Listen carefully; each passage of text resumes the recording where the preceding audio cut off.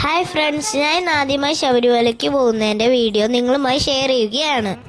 വീടിനടുത്തുള്ള ഒരു അമ്പലത്തിൽ വെച്ചായിരുന്നു ഞാൻ മാലയിട്ടത്. അന്നത്തെ ദിവസം രാവിലെ തന്നെ ഞാൻ കുളിച്ച് അമ്പലത്തിലേക്ക് പോയി.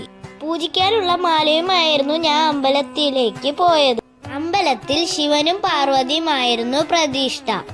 മഴ പെയ്യുമ്പോൾ ഇവിടെ വെള്ളക്കെട്ടായതുകൊണ്ട് ഇവിടെ കല്ല് വിരിച്ചേക്കുന്ന സ്ഥലത്തു കൂടെയാണ് ഞാൻ നടന്നു പോയത്.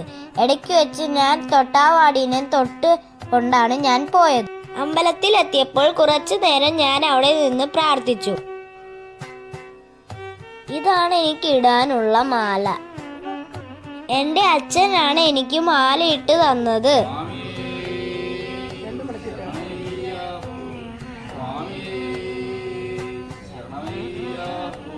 മാലയ്ക്ക് നല്ല നീളമായതുകൊണ്ട് അച്ഛൻ എനിക്ക് മാല മടക്കി ഇട്ട് തന്നു.